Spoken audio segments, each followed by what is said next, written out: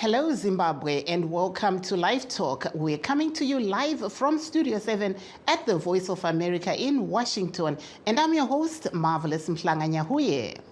Today on LiveTalk, we are looking at the proclamation in the government gazette made by President Emmerson Mnangagwa of the nomination and election dates to replace the opposition CCC lawmakers and councillors expelled by one Sengezo Chabangu. But first, President Joe Biden made a direct appeal to the American people to continue funding Ukraine and Israel amid their war efforts in the Oval Office address Thursday evening, a day after returning from Tel Aviv to show support for the Washington key ally. White House Bureau Chief Patsy Wadakaskawara has this report. Displaced Palestinians sheltering in tents in southern Gaza as Israel continues its airstrikes, including one that turned this mosque in the central Gaza town of Deir al-Balah into rubble. This is the backdrop for President Joe Biden's remarks Thursday evening, fresh off his visit to Tel Aviv, as he asked for more funding for Israel, a key U.S. ally, as well as to support Ukraine against the Russian invasion. Hamas and Putin represent different threats, but they share this in common. They both want to completely annihilate a neighboring democracy. Israel has bombarded Gaza, killing 3,000 and displacing more than 1 million people, mostly Palestinian Arabs, in response to the militant group Hamas incursion on October 7th, which killed 1,400 people in retaliation for Israel's decades-long occupation. In supporting Israel, Biden said America must also keep its commitment to help Ukraine in its fight against Russia's invasion. History has taught us that when terrorists don't pay a price for their terror, when dictators don't pay a price for their aggression, they cause more chaos and death and more destruction. Biden did not say how much he is requesting. The amount will be known Friday when presented to Congress. The House must have a speaker to pass legislation. So far, no Republican has been able to secure the 217 votes needed to claim the Speaker's gavel, following the ousting of former House Speaker Kevin McCarthy earlier this month. Meanwhile, protesters calling for a ceasefire between Israel and Hamas descended on the U.S. Capitol on Wednesday. An October 16 Reuters Ipsos poll shows that 41% says the U.S. should support Israel's position. American leadership is what holds the world together. American alliances is what keep us, America, safe. That argument will be viewed with skepticism. Massive, in some cases violent anti-Israel and anti-U.S. demonstrations have erupted in various capitals around the world. Many protesters see Israel as an occupying force that continues to annex Palestinian territory supported by the U.S., even as the administration denounces Russia's annexation of parts of Ukraine. Patsy Widakuswara, VOA News, Washington. The Israeli-Hamas war has animated students on college campuses across the United States as young people voice their opinions. There are questions of safety, free speech, rights, and even future job prospects. VOA's Trina Try reports from New York. Here in New York City, tensions over the Israel-Hamas war are playing out on college campuses, calling into question the idea of universities as settings for the free exchange of a diversity of opinions. Protests at Columbia University had pro-Israeli and pro-Palestinian students facing off, with some feeling overlooked by what they saw as the administration's pro-Israeli messaging. Clearly, we're all against violence, but we're just asking for the lives of Palestinian civilians to be acknowledged as well. As the leader of a diverse community, I think it's fair to expect the leadership of the university to acknowledge the pain of all students. It's a tense time on many campuses, where free expression and education expert Kristen Shaverdian says students should feel safe expressing their views. College campuses can really do a lot to protect the free speech of everyone on campus. That's really their obligation, is to fulfill that, to make sure everyone has the right to free expression, the right to protest, the right to have their voices heard, even among a lot of disagreement. At New York University School of Law, a student officer's statement that Israel bore full responsibility for the loss of life resulted in a prominent law firm rescinding its job offer to that student. There's always going to be debate in the classroom, and debate in the park, and debate in quads on college campuses nationwide. This is not the same. This was a systematic attack on the Jewish people. As college administrators reckon with simultaneous calls for condemnation and recognition, others worry that speaking out will cost too much, including New York University student Trevor, who gave only his first name. I choose not to voice my opinion too much about it, just because there's so much that people can take the wrong way. At Harvard University, an open letter signed by more than 30 student groups stating that Israel was responsible for the terrorist attacks resulted in some students being openly targeted and their personal information circulated to the public. The potential chilling effect has reignited calls for administrators to do more. They can be doing a lot to make sure everyone understands what free speech does and does not entail. This is an opportunity to be providing that education. And actually, higher ed campuses are ideal for this, right? Because they have the resources, they have the understanding, they have the expertise on campus to explain these principles to everyone. On college campuses here and elsewhere, it's instruction that's urgently needed. Tina Trin, VOA News, New York. And we now take you to Harare, where jailed CCC member Job Sikala's case in which he is being accused of inciting the public to commit public violence will be heard in court on November 30th. Sikala was arrested in June last year and has been in jail without trial. His lawyer, Harrison Nkomo, speaks to Studio 7 reporter Mulondolozi Ndlovu on what transpired in court today and the state of Sikala's health. The trial magistrate gave a ruling regarding our application for discharge and the closure of the state case. What are we saying when we say we applied for discharge and the closure of the state case? When the state has laid all its evidence, and you as the lawyers, you are clear in your mind that there is no prima facie case or a case on the face of it which a court might rely on to convict, you are entitled in terms of the law to apply for discharge. That's what we exactly did. The magistrate has rendered a ruling to the effect that the application B and is hereby dismissed, and we be put to our defense, meaning that Mrs. Kala must now take to the stand and explain what the state alleges that he did. So the matter has been rolled over to the 30th of October at 11:15 for continuation of trial. Which case is this? It is the case for incitement to commit public violence. That's popularly known as the July 31 matter. How's Mr. Scala now? We're told he was not feeling well? Yes, we are still working on that with the medical doctors, and the medical team has been assembled on Monday, the 23rd, is going to undergo a colonoscopy. It was supposed to have done yesterday, but sadly the medical team, properly constituted, had one of them having an emergency in Mutare, so he is coming back on Sunday, and Monday we are going to go for the colonoscopy. That there was lawyer Harrison Nkomo speaking to Studio 7 reporter Mulondolozi Ndlovu in Harare. Please stay tuned as we take a brief break. We'll be right back. In times of change, when the world seems uncertain and what we hear doesn't reflect what we see, we seek the truth. When we are told only part of the story, we lose trust. In moments of crisis, our dreams, hopes, and wishes for a better tomorrow depend on a free press. At Voice of America, we bring you the stories that people take risks to see. We connect the world and unite it with truth. At Voice of America, we show you the whole picture. For those that have just joined us, please note that we are streaming live on our Facebook pages, VOA Shona, VOA Studio 7, and VOA Ndebele. We're also live on YouTube at VOA Zimbabwe.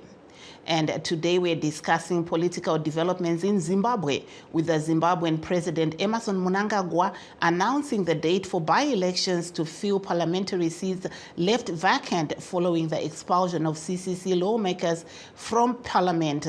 This comes at a time when Tafadzwa Manyika, who claimed to be Secretary General of ZANU-PF, also recalled some parliamentarians, but to date, no action has been taken.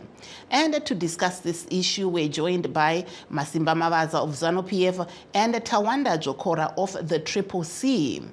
Welcome to the program, gentlemen. Welcome, Mav. Welcome, Zimbabwe. I'll start off with you, Mr. Mavaza. We saw the president today proclaiming the dates for the nomination and elections, but we see that there's also a case pending where the CCC has taken the matter to court. What's your view? I think it's done the right thing because at the moment, the CCC have been withdrawn, have been recalled from Parliament, and the president cannot just wait. Parliament business has to go on, so it was the right thing to do to put a proclamation so that we can have by-elections and fill in those unrepresented constituencies. We are doing it in the best interest of the Zimbabwean people and in the best interest of those constituencies. And therefore, there was no reason for the president to wait, because CCC, they must put their house in order, they must sort out, they must have their structures clearly spelled out so that they should know who is their SG and who is not. So as it is now, they don't have anything to tend to except accepting the proclamation and start preparing for the election. If they take their measure to court, until the court gives a decision, which will not be coming sooner, probably by the end of December, by then elections will be done, and it does not make sense for them to start making noise now. They must prepare to fill in those constituencies because they have failed, they have put themselves in that position, they've made themselves a bed of thorns. They must learn to sleep in it. But at the same time, there is one Tafadzwa Manyika who claimed to be the Secretary General of your party, ZANU-PF, who's also recalled some parliamentarians. Whatever became of that case? To start with, that was a fake letter. That Manyika was a fake person. ZANU-PF have got very clear structures and a very clear constitution, which is online for everybody to understand. Our Secretary General is Comrade Obert Mpov, and Obert Mpov is not has not been fired by anybody, and therefore we have a substantive Secretary General. We do not have a general who is preliminary. So, in other words, for him to become a preliminary or to become a Secretary General in an interim one, that is wrong. You can't be an interim when there's a substantive. So the substantive one is there, and it's Comrade Obert Mpov.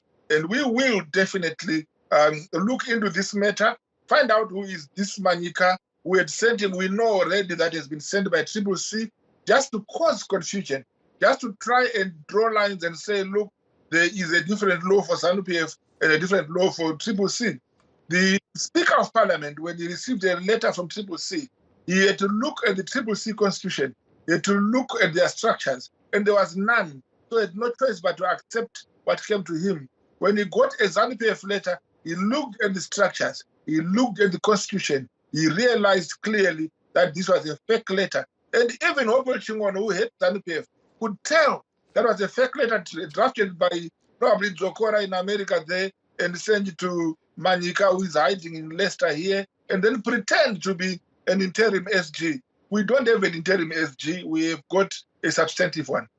Thank you there, Mr. Mavaza. I'll come over to you, Mr. Tawanda Jokora. We hear Mr. Mavaza there accusing your party. But before we go to that part, can you comment on the issue of the proclamation that was made by the president today? The proclamation is a sign of madness. It's child's play. It's a circus, as we have already said. But on a serious note, it shows that we have constitutional crisis in Zimbabwe, where you are seeing 15 members of parliament that were illegally recalled by an imposter calling himself Shabangu. And then we also have someone by the name Tafazwa Manyika calling himself the acting Secretary General of ZANU-PF, recalling 70 people from ZANU-PF. And we saw the bias, the selective application of law by the Speaker of the House, wherein he recalled the members of parliament from CCC, and he has completely refused to recall members of parliament that have been recalled from ZANU-PF. Dr. Mavaza is lying, and you can see that he is conflicting himself. He is saying it was a fake letter, and then he goes on to say that the Speaker actually held the letter, read the letter, and discovered that it was fake. In another report, we are also hearing that the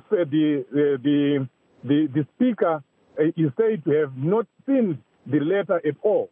So you can see here that this is a party that is hiding behind a finger and coming up with lots of lies. The fact of the matter is what happened with CCC is the same thing that happened with ZANU-PF. You can hear what Dr. Mavaza is saying is what I was saying earlier on, that this person is fake. ZANU-PF is saying this person is fake. And to add to that, the Speaker himself, he was there and is there verbatim. He said he doesn't look at anything. He just looks at the letter.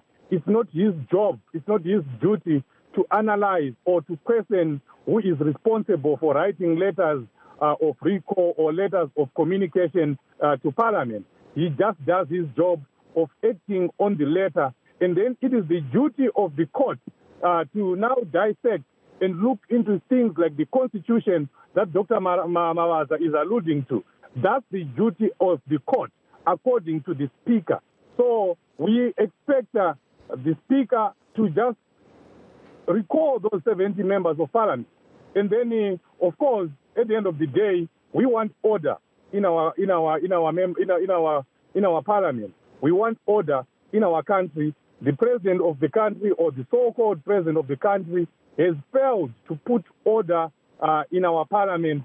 And we, the people of Zimbabwe, have to make sure that we put order in that Parliament. People are recalling themselves, and now we are seeing the president just declaring an election before even the court cases of CCC have been heard. Does he already know the outcome of the court case? Is he going to give them an instruction? Is it going to be another command judgment again? I think Emmerson Mnangagwa and ZANU-PF are exposing themselves. Even Cyril Ramaphosa, the president of South Africa, said he has never seen anything like that. That there was an election last month, and already we have over 100 members of parliament that have been recalled. It's a circus. We have a constitutional crisis in Zimbabwe. We have a legitimate crisis in Zimbabwe coming from a president who was elected illegitimately in a fraudulent election. We have a governance crisis in Zimbabwe, and we need to step in as the citizens of Zimbabwe and put order in our country. Saka ipapo vadzokora bato renyu pari zvino tinoona kuti makati makakwidza nyaya yavachabangu kumatare. Zvamira sei pari zvino? Zvinorevei nezvatazoona zvichiitika nhasi? Zvinoreva kupenga kwehurumende inonzi irimo munyika, nekuti court case yedu iri musi wa2 vaMnangagwa vakutotaura kuti musi wa7 vanga vasingatombofanira kuproclaima kutotaura nezvema-elections nyaya iyi isati yapera. Inofanira kuti ipere. Kana paitwa judgment musi iwoyo, kana tichifara nayo tofara, kana tisingafare toita appeal. We have room for that. Zvirimo mumutemo wedu. Saka vaMnangagwa vari kumhanya kunoti ngatiendei kusarudzo nyaya iyi isati yapera. Vari kuzwana kupi? Vari kuziva here zviri kubuda mukoti ichaitwa musi wa2? VaMavaza pindai tinzwe. Muri kunzwa vadzokora vari kuti aiwa zvaitwa navaMnangagwa mutungamiri wenyika havasi kufara nazvo sebato reCCC nekuti ivo nyaya yavo ichiri kumatare. nyika ingaregedze kuenderera mberi nekushanda nekuti kune vasina kurongeka mubato ravo rezvematongerwo enyika.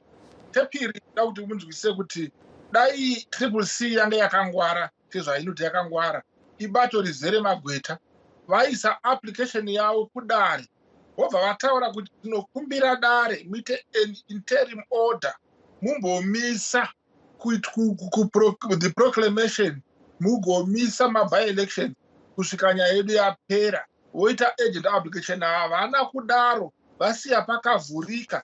Saka mutungamiri wehurumende anayo mvumo yekuenderera mberi nebasa.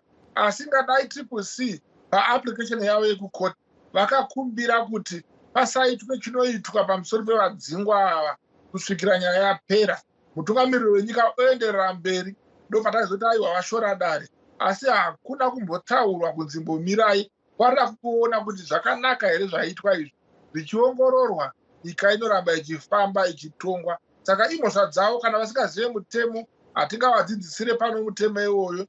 Chamisa anozviita Gweta, kuna Biti na Welshman Ncube, vakawanda magweta kanonzani kamusikana kakagweta, saka vazere magweta ikokoko. Saka handitomboona dambudziko, ndandoda kuti fadzai mahere, handitomboona dambudziko rekuti vangatadza kufunga here kuti vanofanira kuisa a clause in their application yekuti there should be nothing done until the case is over. Havana kuzviita. Kana mwana ari kuchikoro ndoti anotanga kufundiswa kuti kana waita application pane chamuri kurwira, kumbira kuti motikari yangu isatengeswe kusvika nyaya yapera. Kana usina kukumbira ikunze uri kuzviziva kuti hauna nyaya, saka kana ikatengeswa hauna basa nazvo. So handisi kunzwisisa kuti tiri kuchemwa nadzokora panditei, and handisi tomboona kuti pavari kuti the government is illegitimate vazowana kupi. The government yedu yakasarudzwa nevanhu, iri kuenderera mberi kutonga. Zvaitwa navo Mnangagwa ndo zvakatarisirwa nevana veZimbabwe kuti zviitwe, nyika igoenderera mberi. Mutungamiriri anofunga haangomirira dare, kana dare risina kumumisa, anoenderera mberi nekuti ari kuda kuita basa raakasarudzirwa. Saka basa haringambomiswa nekuda kwezvimbwasungata zvinyanya zvinoda kuita musini. Chabangu akatoita basa rake, akatumwa, tinotoziva tese kuti Mabiti vakatonzwika vachitaura muzvivhitivhiti vachiti aiwa Chamisa apera, achatopera ega munhu takasika kutumira tsamba iyi. Varikutoziva kuti tsamba yavo, ende kana makatazotaura naMabiti, deputy president weCCC, vakatoti makasika kutumira tsamba, dai mambomira uyu munhu aitopera ega. Zvoreva kuti ihondo dzavo dziri muCCC havangade kudziisa kuti pahondo dzavo. Isusu hatidi kurwira hondo dzeCCC, toda kurwisa hondo dzakanangana nenyika, nyika yedu ienderere mberi. Saka isoti aiwa vaMnangagwa vaita zvakanaka, Mwari ngavatungamirire ngachiite by-elections. Kana vachinge vahwina futi vahwina havo, vakarikoliwa futi hapana zvatingaite. Asi isu seZANU-PF ticharamba tichitonga, tichiita zvatakasarudzirwa nevana veZimbabwe kuti tigotonga nekugadzira nyika yedu kuti igowanikwa iri nyika yakanaka zvakare. Paramende ichienderera mberi isingamiswe nenhunzva tunzva nhara dada nhundira mutsime dzeCCC. Thank you there, Mr. Mavaza. We are currently waiting for Senator Palikani Pugen, who's actually the spokesperson for Mr. Sengwezo Chabangu. We are trying to get him on the line, so as soon as we get him, we will be able to bring him on board. But before that, let's go to Mr. Jokora. You're hearing what Mr. Mavaza of ZANU-PF is saying. He's blaming, he's saying there are no structures in your party that might have led to what we are seeing happening. What's your view?